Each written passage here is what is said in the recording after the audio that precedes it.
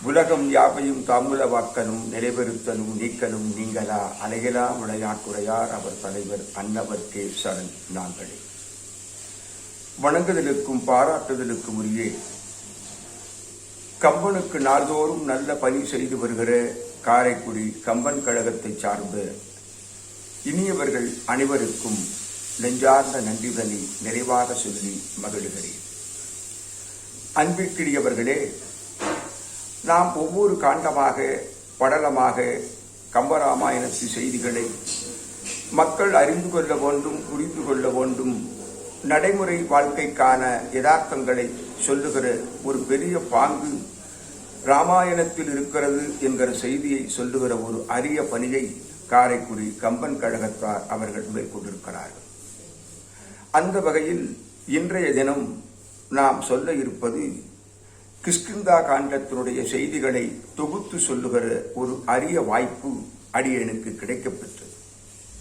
அந்த அரிய வாய்ப்பினை நம்முடைய கம்பனுக்கு நாள்தோறும் பணி செய்து கொண்டே இருக்கிற கம்பன் அடி சூடி அன்னார் பழ பழனியப்பன் அவர்களும் முத்து பழனியப்பன் அவர்களும் இந்த அரிய வாய்ப்பை அடியனுக்கு தந்திருக்கிறார்கள். ராமாயணம் என்பது ஒரு ஒப்பற்ற காவியம். வாழுகிற தலைமுறைக்கு மட்டுமல்ல, இனி வருகிற தலைமுறைக்கும் சொல்லுகிற வாழ்க்கையின் பாதைகளை தடம் பதித்து இதுதான் முறை என்று நெறி சொல்லுகிற காப்பியம் ஒன்று உண்டு என்றால் அது ராமாயணம்தான். அதனாலேதான் நம்முடைய பெரியவர்களெல்லாம் எந்த நூல்களை கற்று இருந்தாலும் கூட நம்மாழ்வார் சொல்லுவதைப் போல கற்பார் ராமபிரானையல்லார் மற்றும் கற்பரோ என்று சொல்லி மகிழ்ந்து பேசுகிறார் ஆழ்வார் பெருமகனார். ஆக ராமாயணம் என்கிற ஒப்பற்ற ஒரு நூலை நாம் கற்றுவிட்டாலே, அதை புரிந்து தெரிந்து கொண்டாலே, அதை படித்து அனுபவம் செய்து கொண்டாலே அது வேதங்களை கற்றதற்கு சமம். எனவே கற்றவர்கள் செய்ய வேண்டிய ஒரு பெரிய பணி ராமகாதையை கற்ற மாத்திரத்தில் வேறு எதனையும் கற்க வேண்டியதில்லை என்று சொல்லக்கூடிய ஒரு அரிய பாங்கு நம்முடைய ஆழ்வார் பெருமக்கள் மட்டுமல்ல, கம்பராமாயணத்தை அனுபவித்த ரசிக பெருமக்கள் பலரும் நமக்கு சொல்லியிருக்கிறார்கள். அதனாலேதான் ஸ்ரீ ராமானுஜர் திருமலை நம்பிகளிடத்திலே ஓராண்டு காலம் ராமாயணத்தினுடைய ரகசியார்த்தங்களை கேட்டு அறிந்தார் என்கிற ஒரு செய்தியை திருவரங்கத்து அமுதனார் அவர்கள் அற்புதமாக நமக்கு சொல்லுவார். படிகொண்ட கீர்த்தி ராமாயணம் என்கிற அந்த இனிய பாடல் நாம் அறிந்த ஒரு பாடல்தான்.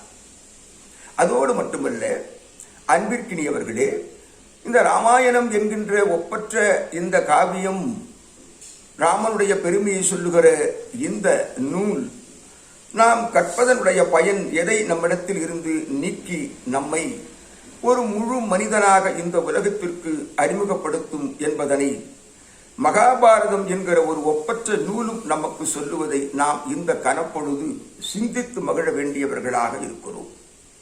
பாரத போர் நிகழ்ந்து முடிந்தது. பிதாமகர் பீஷ்மர் அம்பு படுக்கையில் கிடக்கிறார்.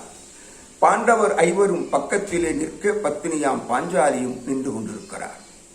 அப்பொழுது தர்ம மகாராஜா பீஷ்மரை பார்த்து கேட்கிறார், பாரத போர் நிகழ்ந்த மாத்திரத்தில் எண்ணற்ற உயிர்களெல்லாம் தம்மை மாய்த்து கொண்ட அந்த நிலையில் ஒரு பெரிய தியாகத்தை செய்திருக்கிறதல்லவா? எனவே பிதாமகரே, உங்களிடத்தில் நான் கேட்பது ஒன்று இதுதான். ஆக இந்த பாவத்திலே இருந்து உய்வதற்கு வழி என்ன என்று தர்மர் கேட்கிறார். அப்பொழுது பிதாமகர் பீஷ்மர் சொல்லுகிறார், தர்மா, இந்த பாவத்திலே இருந்து உய்வதற்கு ஒரே ஒரு வழி உண்டு. அது என்ன வழி என்றால், வாய்ப்பு கிடைக்கிற போதெல்லாம் ராமாயணத்தை பாராயணம் செய்வதற்கான ஏற்பாட்டினை செய்தாலே போதும், இந்த பாவம் எல்லாம் கழிந்து போகும் என்று சொல்லுகிறார். ஆக எந்த அளவுக்கு இந்த ராமாயணம் நம் உள்ளத்தை எல்லாம் நெகிழச் செய்வதோடு மட்டுமல்ல, உள்ளத்திலே இருக்கிற அறியாமை என்கிற இருளை நீக்கி ஆனந்தம் என்கிற ஒரு ஞானத்தை தந்து நம்மிடத்திலே இருக்கிற நம்மை அறியாமல் நாம் செய்திருக்கிற பாவ பிணிகளை எல்லாம் போக்குகிற ஒரு ஆற்றல், வலிமை, சக்தி ராமாயணத்திற்கு உண்டு என்பதை யாரும் மறந்துவிடக்கூடாது. இதை ஏன் நான் கிஷ்கிந்தா காண்டம் சொல்லுகிற வகையில் இதை ஏன் நான் அழுத்தமாக சொல்லுகிறேன் என்றால், இதனுடைய மைய கருத்தைத்தான் கிஷ்கிந்தா காண்டம் நமக்கு உணர்த்தி சொல்லுகிறது. ராம லக்குவர் இருவரும் சபரியை சந்திக்கிறார்கள். சந்தித்த மாத்திரத்தில் சபரியிடத்திலே உணவை உண்டு விருந்து ஏற்று பிறகு கானகம் நோக்கி புறப்பட்டு போகிறார்கள். கானகம் இரளை மலையை நோக்கிய அந்த நிலையில் இருப்பதனால் சென்ற அவர்களுடைய அந்த சிறப்பை நமக்கு கம்பநாட்டு ஆழ்வார் அனுபவித்து சொல்லுகிறார். ஆக பம்பை படலம் முதலாக மையேந்திர படலம் ஈராக 16 படலங்களை கொண்டிருக்கிற இந்த கிஷ்கிந்தா காண்டம் எங்கே தொடங்குகிறது என்றால், பம்பை ஆற்றங்கரையில் தன் பயணத்தை தொடங்குகிற ராம லக்குவருடைய அந்த வழியின் சிறப்பை நமக்கு சொல்லுகிறார். பொதுவாக ராமாயணம் நமக்கு சொல்லக்கூடிய எண்ணற்ற செய்திகளில் நம் உள்ளத்தை பெரிதும் நெகிழச் செய்வது எது என்றால், இயற்கையிலும் கூட இறைத்தன்மையை காணுகிற ஒரு சக்தி கம்பநாட்டு ஆழ்வாருக்கு உண்டு. இயற்கையிலும் கூட மனித வாழ்வின் உள்ள பாங்கினை தெரிவிக்கக்கூடிய ஒரு பெரிய நூலாக இருக்கிறது என்பதிலும் கூட எந்த விதமான ஐயப்பாடும் இல்லை. அந்த பம்பை படலம் தொடங்கி போகிற அந்த நிலையில் கம்பன் பல செய்திகளை நம்முடைய வாழ்க்கைக்கு தேவை என்கிற நிலையிலே உணர்த்தி சொல்லுகிறார். பம்பை நதியிலே ஆறானது வெள்ளம் போல பெருகி ஓடுகிறது. பார்க்கிறார் கம்பநாட்டு ஆழ்வார். தன் மனதில் எப்படி தோன்றுகிறதாம், ஆக நீரினுடைய வெண்மை நிறம் ஒரு படிக கல் எப்படி தூய்மையாக இருக்குமோ அதனை போல இருக்கிறது. இப்பொழுது படிக கல்லாகிய அந்த நீரின் வெண்மையை ஓமித்து சொன்ன கம்பன் அந்த நீர் பாய்ந்து போகிறதாம். அந்த நீரின் மத்தியில் ஆங்காங்கே நவமணிகள் எல்லாம் சிதறி கிடக்கிறதாம். அந்த நவமணிகள் சிதறி கிடக்கக்கூடிய அந்த நிலையில் அவையெல்லாம் கரையை ஒதுங்கிய நிலையில் அங்கும் இங்குமாக பரவி கிடக்கக்கூடிய அந்த இயற்கையை அனுபவித்து பாடுகிறார் கம்பநாட்டு ஆழ்வார். அங்கேதான் இயற்கையை பாடக்கூடிய நிலையிலும் நமக்கு ஒரு செய்தியை சொல்லுகிறார். ஆக கற்றறிந்த பல பெரியவர்கள் தாங்கள் கற்றோம் என்று உணர்ந்து அறிந்திருந்தாலும் கூட மெய்ப்பொருளை அறியாதவர்களுடைய மனம் எப்படி இருக்குமோ அதனை போல இந்த பம்பை ஆற்று நீர் இருக்கிறது என்று நமக்கு கம்பன் சொல்லுகிறார். ஆக படிகக்கல் வெண்மையானது, அந்த வெண்மையின் ஒளியானது இந்த நவமணிகளின் மீது படுகிறது. பட்ட மாத்திரத்தில் ஆங்காங்கே சிதறி போகிறது. ஆனால் ஒருமித்த ஓரிடத்தில் அது இருக்கும்படியான தன்மையில் இல்லாத அதனை இப்பொழுது கம்பன் சொல்லுகிறான். பல நூல்களை நீ கற்றிருந்தாலும் கூட மெய்ப்பொருளை அறியாத நிலையில் இருப்பாமே, ஆனால் நீ கற்றதற்கு பயனில்லை என்கிற அந்த நிலையில், ஆக கல்லாதவருடைய மனம் எப்படி இருக்குமோ அதுபோல இருக்கிறது என்று நமக்கு இங்கே கற்றதன் பயன் வலிமையை சொல்லுவதோடு மட்டுமல்ல, மெய்ப்பொருளை உணர்வதுதான் கற்றதன் பயன் என்பதனை கம்பநாட்டு ஆழ்வான் ஓடுகிற பம்பை ஆற்று நீரில் கூட நமக்கு ஒரு மனித வாழ்வின் யதார்த்தத்தை பண்பை சொல்லக்கூடிய ஒரு அழகை நாம் அனுபவித்து பார்க்கிறோம். தொடர்ந்து தங்களுடைய பயணத்தை அவர்கள் நீட்டித்து செல்லுகிறார்கள். இரளை மலை வருகிறது. சுக்கிரீவன் பார்க்கிறார். பார்த்த மாத்திரத்தில் வரக்கூடிய இருவரும் வாலியினால் அனுப்பப்பட்டவர்களோ என்று பயந்து ஓடி ஒளிந்து அமைச்சராக இருக்கிற அனுமனிடத்திலே போய் செய்தியை தெரிவிக்கிறார். இப்பொழுது அனுமர் ராமலக்குவர் இருவரை சந்திக்கும்படியான அந்த அழகை அனும படலத்திலேயும் நட்பு போர் படலத்திலேயும் கம்பநாட்டு ஆழ்வார் நமக்கு அனுபவித்து சொல்லுகிறார். ஆக ஒரு மனிதன் தன் வாழ்க்கையில் தான் பழகுகிற விதத்தில் இருக்கிற அந்த நட்பு என்கிற ஆழமான உண்மையான அன்பினை இங்கே நமக்கு தெளிவுபடுத்தி காட்டுகிறார். ராம லக்குவர்களை இப்பொழுது அனுமன் பார்க்கிறார். பார்த்த மாத்திரத்திலேயே என்பு நெக்கு உருகுகிறது என்கிற ஒரு சொல்லை நமக்கு கம்பன் இங்கே பெய்து காட்டுகிறார்.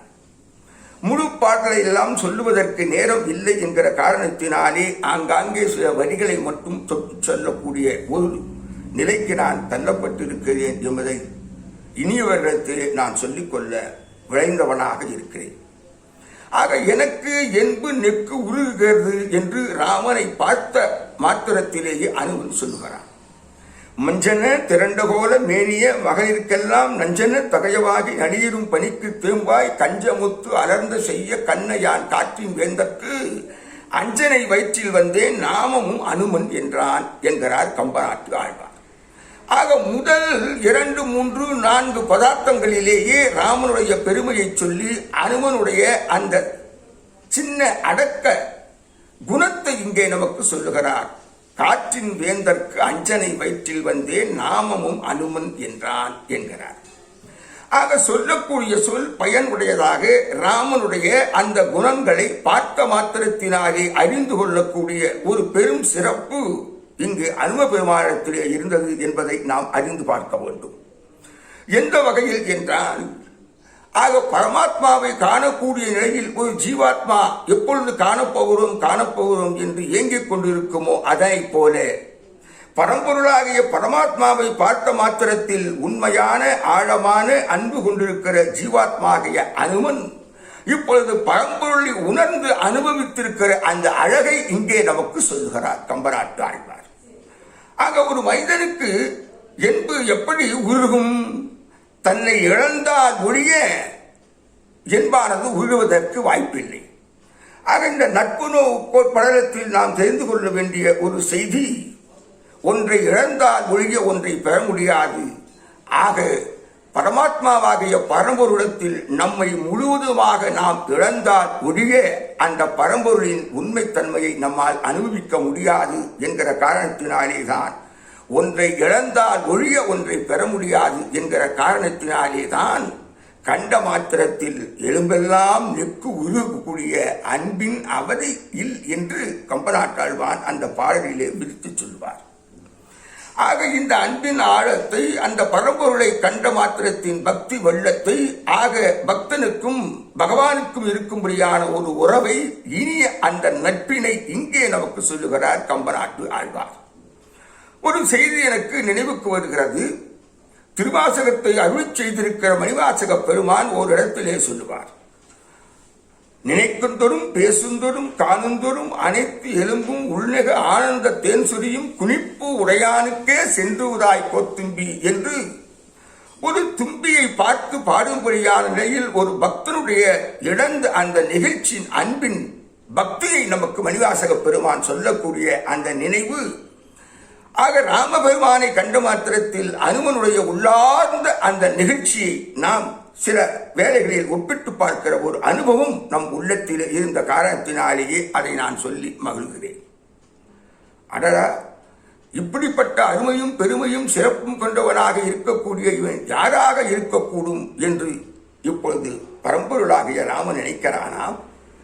இல்லாத உலகத்து எங்கும் ஈங்கிவன் இசைகள் கூற கல்லாத வேத கடலுமே என்னும் காட்சி சொல்லாயே தோன்றிற்றன்றோ யார்கொள்ளில் சொல்லின் செல்வன் என்று சொல்லுகின்றார். யார்கொள்ளில் சொல்லின் சொல்வன் விரிஞ்சனோ விடைவல்லாரனோ என்று இப்பொழுது ராமபெருமான் அனுமனை பார்த்த மாத்திரத்திலே சொல்லுகிறார். அழகான ஒரு சிறப்பை நமக்கு சொல்லுகிறார். யார்கொள் இச்சொல்லின் செல்வன் என்று சொல்லுகின்றார். ஆக சொல்லக்கூடிய சொல் சுருக்கமாகவும், சொல்லுகிற அந்த சொல்லின் பொருள் ஆழமாகவும், சொல்லக்கூடிய சொல்லில் பிழை எதுவும் காணாத வகையிலும், அந்த சொல்லக்கூடிய சொல் பகை உடையவராக இருக்கிறுடைய மனத்தை நெகிழ்ச்சி செய்யும்படியாக, மனமாற்றம் செய்யும்படியாக இருக்கும்படியாக இருக்க வேண்டும் என்றெல்லாம் திருவள்ளுவ பெருந்தகை சொல்வன்மை என்ற அதிகாரத்திலே 10 குறட்பாக்களிலே நமக்கு சொல்லி போவார். சொல்லுக சொல்லீர் பயனுடைய, சொல்லற்க சொல்லீர் பயனிடா சொல் என்று சொல்லுவார். கேட்டார் பிணிக்கும் தகையவாய் கேளாரும் வேட்ப மொழிவதாம் சொல் என்றெல்லாம் அடித்து சொல்லிக் கொண்டே போவார் வள்ளுவ பெருந்தகை. ஆக இந்த நட்பு ஆழமான நட்பு, இந்த உறவு ஆழமான உறவு.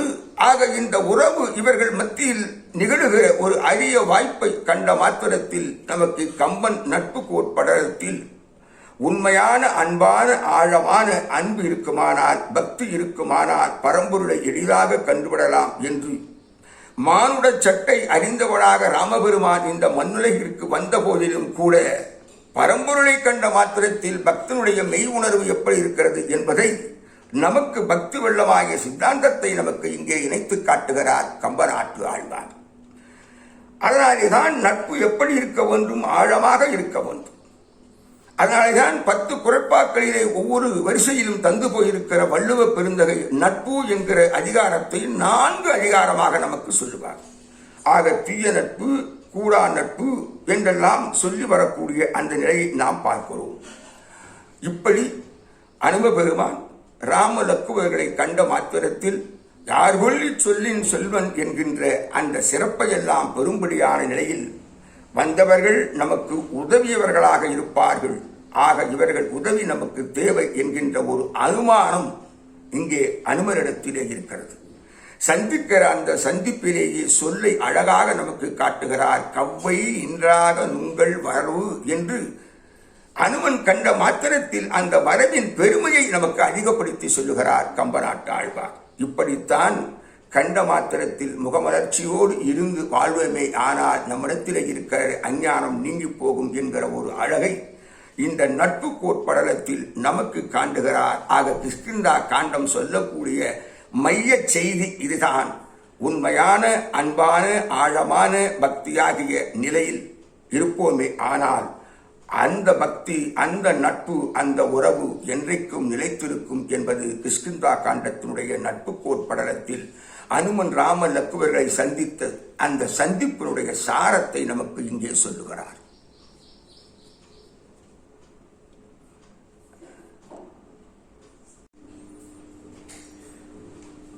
அடுத்து கிஷ்கிந்தா காண்டத்தில் பெரிதும் ஒரு விவாதத்திற்குரிய ஒரு பொருளாக இன்றும் அறிஞர்கள் மத்தியில் பேசப்படுகிற வாலிவதம் என்கிற அந்த படலத்தின் சிறப்பு நமக்கு உணர்த்தக்கூடிய ஒரு விதத்தை நம் சிந்தனைக்கு எட்டிய அளவிலே சொல்ல ஆசைப்பட்டவனாக இருக்கிறேன். வாலி மிகப்பெரிய வீரன், தவ வலிமை மிக்கவன். எதிராக தன்னிடத்தில் போர் செய்பவர்களுடைய பலத்தில் பாதியை பெரும்படியான அத்தகைய வர பலத்தை பெற்றவன். அத்தோடு மட்டுமல்ல, அன்பிற்கினியவர்களே, ராமாயணத்தை நீங்கள் உற்று படித்து அறிந்து பார்ப்பீர்களே, ஆனால் இறைவனாகிய பரம்பொருளே தம்மிடத்தில் வந்து தம்மை அழிப்பதற்கான வகையில் தங்களை முழுவதுமாக கொடுத்தவர்கள் ராமாயணத்திலே 3 பேர் உண்டு. ஒன்று இரணியன், இரண்டாவது ராவணன், மூன்றாவதாக இந்த வாலி. ஆக இந்த 3 பேரும் கம்பராமாயணத்திலே கம்பன் சொல்லக்கூடிய அந்த விதத்தில் பரம்பொருளே நேரில் வந்து அழிக்கும்படியான ஒரு பெரும் சிறப்புக்குரியவர்கள் இந்த 3 பேர். என்ன ஒரு பெருமை, என்ன ஒரு சிறப்பு இவர்களிடத்தில் இருக்கிறது என்பதை நாம் எண்ணி பார்த்தால், தீயவனாய் இருந்த போதும் அவனையும் தெளிவுபடுத்தி நல் நெறிக்கு ஆளாக்க வேண்டும். அதை இந்த உலகத்தில் வாழ்கிற சமுதாயத்திற்கு உணர்த்த வேண்டும்.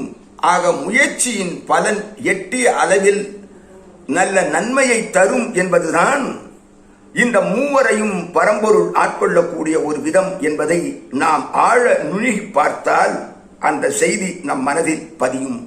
இந்த சமுதாயத்திற்கும் அது பயனுடையதாக இருக்கும். ஆக வாலி பரபலம் பெற்றவன். சுக்கிரவன் இப்பொழுது ராமலக்குவர்களை அனுமன் அறிமுகப்படுத்த எல்லோரும் சந்திக்கிறார்கள், மகிழ்கிறார்கள். ஆக நின் தாரத்தை நான் மீட்டுத் தருவேன், தலைமையும் தருவேன் என்று ராமன் கொடுத்த அந்த வாக்குறுதியை இப்பொழுது மெய்ப்பிக்க வேண்டிய ஒரு சூழல் நமக்கு வருகிறது. ஆக ராமனிடத்தில் அத்தகைய பலம் அண்ணன் வாலியிடத்தில் போர் செய்வதற்கு இருக்கிறதா என்கிற ஒரு ஐயம் சுக்கிரவனுக்கு எழுந்து விடுகிறது. இது ராமாயணத்திலே வருகிறக்கூடிய ஒரு செய்தி. மராமரத்து சோதனையெல்லாம் அம்பு இட்ட மாத்திரத்தில், அதே போல துந்திவியின் உடல் மலை போல் குவிந்திருக்க அதையெல்லாம் காலால் எற்றி போகிற ஒரு வீர ஆற்றலை இங்கே நமக்கு ராமனிடத்தில் இருக்கிறது என்பதை கம்பன் அழகாக நமக்கு சொல்லி போவார்.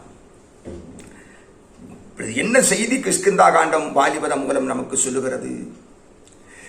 இப்பொழுது போர் நடக்கும்படியான ஒரு சூழல். அந்த போர் நடக்கும்படியான சூழலில் இப்பொழுது ராமன் அம்பு எய்கிறான்.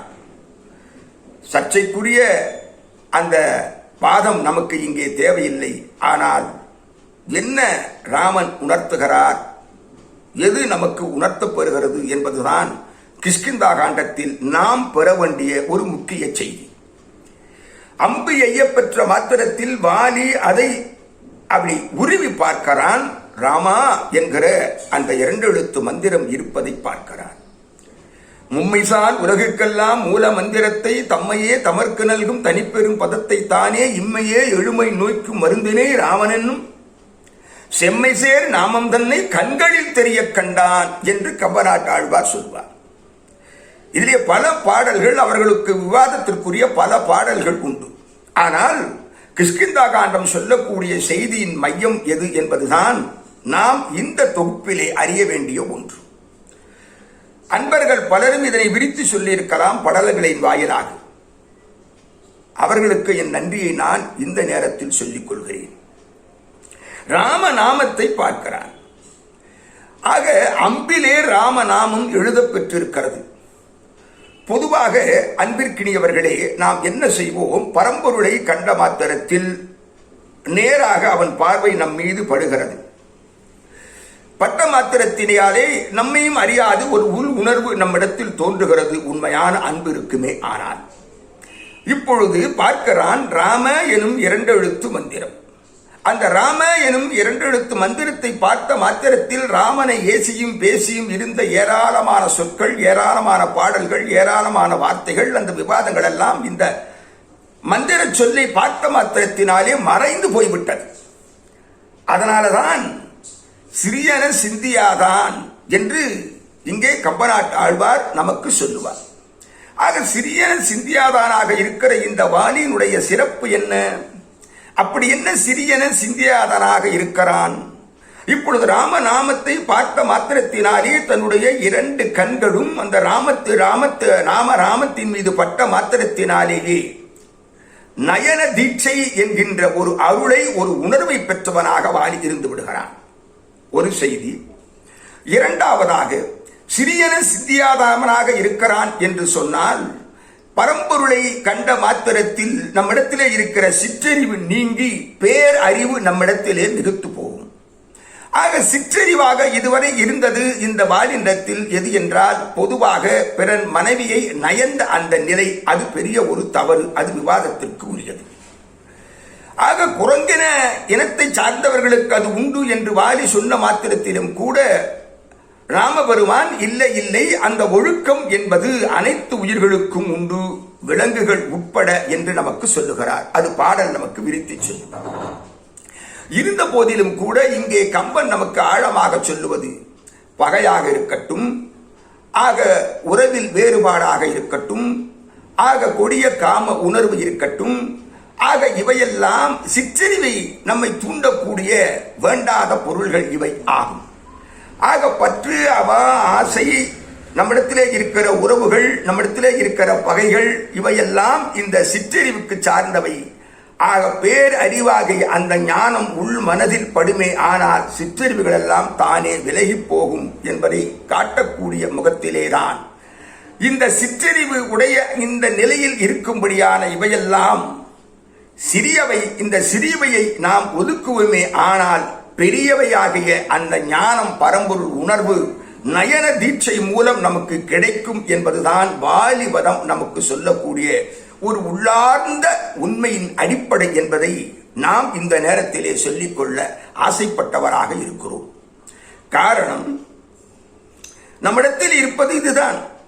அவா, வெகுழு, இன்னா சொல் என்கிற இந்த காமம் இவையெல்லாம் நீங்கி போக வேண்டும். நீங்கி போனாலேதான் மெய் உணர்வு நம் உள்ளத்தில் எய்யப்பெறும். அதனாலேதான் மும்மைசால் உலகுக்கெல்லாம் மூல மந்திரம் இம்மையே தமர்க்கு நல்கும் தனிப்பெரும் பதம் என்கிறான் கம்பநாட்டு ஆழ்வான். இது என்ன மருந்து என்கிறான். மருந்து எதற்கு உட்கொள்வோம்? நம்மிடத்திலே இருக்கிற நோய் நீங்க உட்கொள்வோம். ஆக ராம என்கிற அந்த மருந்தினை நீ உட்கொண்டால் உன்னிடத்திலே இருக்கிற நோய்களாகிய இந்த அறியாமை, காம, இன உணர்ச்சிவையெல்லாம் நீங்கி போகும் என்கின்ற ஒரு தத்துவார்த்தத்தை ராமாயணம் உணர்த்துகிற மெய்ப்பொருளை நமக்கு கம்பன் காட்டுகிறார். அன்பிற்கினியவர்களே, வாலிபதத்தினுடைய மையப்பொருள் இதுதான். அடுத்து இந்த கிஷ்கிந்தா காண்டத்தினுடைய சாரமாக இன்னொன்று நம் உள்ளத்திலே நாம் அணுகி பார்த்தால் நமக்கு ஒன்று புரியும். எது எப்படி என்றால், கள் உண்ணுவதனால் நம்மிடத்திலே இருக்கிற உணர்வெல்லாம் நீங்கி போகும் என்பதனை நமக்கு காட்டுகிறார். காலம் காலமாக இந்த சமுதாயத்தினுடைய அடிப்படை தேவைகளில் எத்தனையோ இருந்த போதிலும் கூட அந்த தேவைகளை பூர்த்தி செய்து ஒரு மனிதன் தன் வாழ்க்கையில் உயர வேண்டுமானால் வேண்டாத சிலவற்றை அவன் நீக்கியாக வேண்டும். அவற்றில் ஒன்றுதான் இந்த கள் உண்ணுதல். அதனாலேதான் 1330 அருட்குறள் பாக்களை தந்து போயிருக்கிற வள்ளுவ பெருந்தகை கள்ளுண்ணாமை என்கிற ஒரு அதிகாரத்தை நமக்கு சொல்லுவார். ஆக கள் ஒரு மனிதனை உண்ட மாத்திரத்தில் மயக்கச் செய்யும். ஆனால் காமம் ஒரு மனிதனை நினைத்த மாத்திரத்தினாலே மயக்கச் செய்யும். ஆக காமமும் கள்ளும் இவை இரண்டும் ஒரு மனிதனிடத்திலே இருந்து நீங்க வேண்டும் என்பதுதான் கிஷ்கிந்தா காண்டம் நமக்கு உணர்த்தக்கூடிய தொகுப்பினுடைய சாரம் என்பதை இந்த நேரத்தில் அன்பர்கள் அனைவருக்கும் தெரிந்து கொள்ள கடமைப்பட்டவனாக இருக்கிறேன். எப்படி இப்பொழுது முடி சுட்டி அரசன் என்கின்ற நிலைக்கு உயர்த்த பெற்றவராக சுக்கிரீவ பெருமான் இருக்கிறார். ராமன் சில அறவுரைகளை சொல்லுகிறார். இப்பொழுது நீ அரசன் என்கின்ற அந்த ஆசனத்தில் அமர்ந்திருக்கிற காலத்தில் வேண்டியவர் வேண்டாதவர் என்கின்ற இவை எல்லாவற்றையும் நீக்கி வேண்டியதை எடுத்து வேண்டியவர்களை தம் அருகில் நீ அமைத்துக் கொள்வதுதான் ஒரு அமைச்சருக்குரிய ஒரு உயர்ந்த நெறி, ஒரு அரசனுக்குரிய உயர்ந்த நெறி என்று நமக்கு சொல்லுகிறார். அதோடு மட்டுமல்ல, எல்லோரிடத்திலும் இனிமையான சொற்களை பேச வேண்டும் என்கிறார். ஆக ராமாயணத்திலே நமக்கு சொல்லக்கூடிய கிஷ்கிந்தா காண்ட பகுதியில் ராமன் சுக்கிரீவனுக்கு சொல்லக்கூடிய இதுதான் இனிமையான சொல் ஒரு மனிதனுக்கு தேவை. ஒரு அரசன் எப்படி இருக்க வேண்டும், ஒரு அமைச்சன் எப்படி இருக்க வேண்டும் என்கிற மாத்திரத்தில் சொல்ல வருகிற போது இனிமையான சொல் ஒரு மனிதனை இந்த உலகத்தில் வாழ வைக்கும் என்கிறார். இது நெடிய பாடல்கள், நிறைய செய்திகள். ஆக கார்காலம் முடிந்து வந்து நான் உதவுவேன் என்று சொன்ன சுக்கிரீவன் இப்பொழுது தன்னையும் மறந்தவனாக இருக்கிறான். காரணம், கல் உண்டதனால் அங்கதன் போய் எழுப்புகிறான், எழுந்த பாடில்லை. அனுமன் போகிறார், எழுந்த பாடில்லை. இப்பொழுது இந்த கல் உண்டதனால் என்னென்ன தீமைகள் தனக்கு ஏற்பட்டது என்பதை தன்னுடைய சிந்தனையின் வாயிலாக இந்த சமூகத்திற்கு உணர்த்துகிறார் கம்பநாட்டு ஆழ்வார். ஒருவன் கல் உண்ணுவானே ஆனால் அவன் உயர்ந்த நட்பை இழக்கக்கூடும். ஒருவன் கல் உண்ணுவானே ஆனால் எது தாரம் எது என்பது அவனுக்கு தெரியாமல் போய்விடும். கல் ஒருவன் உண்ணுவானே ஆனால் அவனிடத்திலே இருக்கிற வசித்துக் கொண்டிருக்கிற திருமகள் விலகி போவாள் என்று சொல்லுகின்றார்.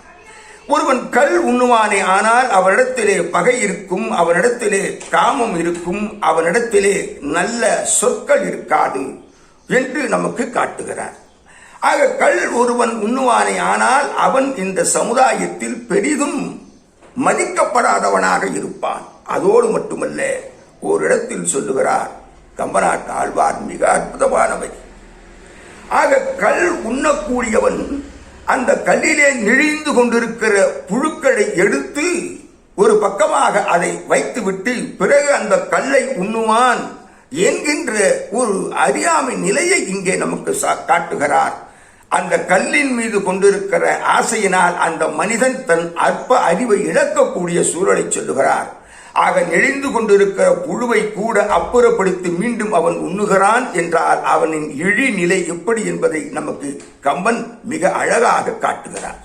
இது கம்பனுடைய பாடல் வரிகள். இதுதான்: நெளிந்துரை புழுவை நீக்கி நரவுண்டு நிறைகின்றேனால் அழிந்த அகத்து எரியும் தீயை நெய்யினால் அவிப்பது போல் என்று கம்பநாட்டு ஆழ்வான் சொல்லுவார். ஆக கல்லிலே விழுந்திருக்கிற அந்த புழுவை நீக்கி உண்ணும்படியான ஒரு இழி நிலையை இங்கே நமக்கு காட்டுகிறார். சமுதாயத்தில் தடம் புரண்டு போன எத்தனையோ விஷயங்களில் இதுவும் மிக முக்கியமான ஒரு பெரிய விஷயம், பெரிய ஒரு செய்தி. அன்பிற்கினியவர்களே, இப்படி கிஷ்கிந்தா காண்டத்தினுடைய செய்திகளை நீட்டித்து போகிற கம்பநாட்டு ஆழ்வானுடைய அந்த தொகுப்பின் நிறைவாக நாம் கலன் காணுகிற படலும் நாடு விட்ட படலும் என்று இப்படியான சில படலங்களை எல்லாம் நமக்கு வரைத்து சொல்லுகிற போது, லங்கையிலே இருக்கிற சீதையை யார் மீட்பது என்பதற்கான வகையில் ஒருவருக்கொருவர் உரையாடி அவர்களுக்குள் ஒரு முடிவை தெளிவை பேசிக்கொண்டிருக்கிற அந்த வகையில் கீழே விழுந்து கிடந்த எம்பிராட்டினுடைய அந்த நகைகளை எல்லாம் கட்டி எடுத்தவாறு கொண்டு சுக்கிரீவனும் வானரங்களும் தந்த அந்த நிலையில் இப்பொழுது ராமனுடைய மனநிலையை நமக்கு கம்பன் காட்டுகிறார். ஆக ஒரு உள்ளத்தில் ஒருவன் ஏக்கம் கொண்டவனாக இருக்கக்கூடிய அந்த நிலையில், ஒன்றை இழந்த நிலையில் ஒருவனுடைய மனநிலை எப்படி இருக்கும் என்றெல்லாம் ராமன் வாயிலாக நமக்கு ஒரு உளவியல் பாங்கினை நமக்கு காட்டுகிறார் கம்பநாட்டு ஆழ்வார். ஆக ஜடாயு உயிர் நீத்த நிலை, பிறகு சாம்பவான் தன்னுடைய வாழ்க்கை வரலாற்றை சொல்லுவது என்று இப்படியெல்லாம் படலங்களுடைய வரிசையினுடைய செய்தி நமக்கு தோன்றுகிறது. கம்பன் அதை விரித்து சொல்லுகிறார்.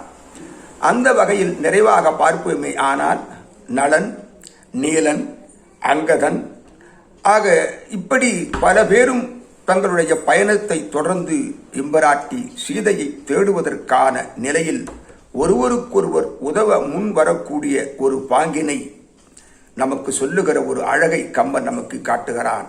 அதோடு மட்டுமல்ல, நிறைவாக ஒன்று சொல்லி மகிழ்கிறேன். ஆக சுக்கிரீவன் சொல்லுவான், போகிற வழியிலே பல மலைகள் இருக்கும், அந்த மலைகளிடத்திலெல்லாம் நீங்கள் தங்கிவிட வேண்டாம், அந்த மலைகளை எல்லாம் தாண்டி செல்ல வேண்டும் என்று சொல்லுகிற போது அகத்திய மலை என்கிற ஒரு மலை வரும். வந்த மாத்திரத்தில் தமிழை பெருமானிடத்திலே முற்றும் அறிந்த அந்த அகத்திய முனிவருடைய அந்த தமிழ், அவர் உணர்ந்த அந்த அனுபவம் தங்கியிருக்கிற அந்த அகத்திய முனிவரிடத்தில் இருக்கின்ற காரணத்தினால் நீங்கள் செல்லுகிற பாதை அகத்திய மலை அகத்திய மலையிடத்தில் தங்கி விடுவார்களே, ஆனால் அந்த தமிழ் அமுத வாசனை, தமிழ் இன்சொல் உங்களை மயக்கிவிடும். நாம் மேற்கொண்டிருக்கக்கூடிய பயணத்திற்கு தடை ஏற்பட்டுவிடும். எனவே அம்மலையை அப்படி தொட்ட வாக்கில் தங்களுடைய பயணத்தை தொடர வேண்டும் என்று பயணத்திலும் கூட பைந்தமிழின் இனிமையை, சுவையை கம்பன் நமக்கு காட்டுகிறான் என்றால், ஆக இழந்த உயிரையும் உயிர் பெற்று எழச் செய்கிற ஆற்றல் நம் தாய்மொழியாம் தமிழ் மொழிக்கு உண்டல்லவா? அந்த வகையிலேதான் கம்பன் தன்னுடைய செய்தியை, தன் உணர்வை வாய்ப்பு கிடைக்கிற போதெல்லாம் அந்த மொழியினுடைய சிறப்பை சொல்லக்கூடிய ஒரு அழகும் இந்த கிஷ்கிந்தா காண்டத்தில் இருக்கிறது. என் அன்பிற்கினியவர்களே, ஆக ஒட்டுமொத்த செய்தி கிஷ்கிந்தா காண்டம் நமக்கு சொல்லுவது இதுதான். நல்ல நட்பு ஒரு மனிதனை தன் வாழ்வில் உயர்வடையச் செய்யும். பிறன்மனை நயந்தவன் விலங்கினத்தை சார்ந்தவனாக இருந்தாலும் ஒழுக்கம் என்கிற நெறியில் செல்ல வேண்டும். ஆக குரங்கினமாகட்டும், விலங்கினமாகட்டும், மனித இனமாகட்டும், ஆக ஒழுக்கம் என்கிற ஒன்றுதான் ஒரு மனிதனை உயர்வடையச் செய்யும் என்கிற ஒரு புதிய சித்தாந்தத்தை வாலியின் வாயிலாக கம்பன் கிஷ்கிந்தா காண்டத்தில் காட்டுகிறார். மூன்றாவதான செய்தி, ஒரு மனிதன் மதுவை உண்ட காரணத்தினால் அவன் எதை எதை இழப்பான், எந்த நிலைக்கு அவன் தள்ளப்படுவான் என்கிற ஒரு செய்தியையும், ஆக தலைமை பொறுப்பு ஏற்கக்கூடியவனுடைய நிலையில் அவனுக்குரிய பண்புகள் எது என்பதை ராமன் சுக்கிரீவனுக்கு உணர்த்தக்கூடிய அந்த செய்தியையும், இப்படியாக சொல்லக்கூடிய அந்த அழகை நாம் அனுபவித்து பார்த்தால், ஆக இந்த 4-5 நெறிகளாகிய இந்த பண்புகளினுடைய ஒட்டுமொத்த சாரம்தான் இந்த கிஷ்கிந்தா காண்டத்தில் கம்பன் நமக்கு சொல்ல இருப்பது. நாமும் அதை அனுபவிப்போம்.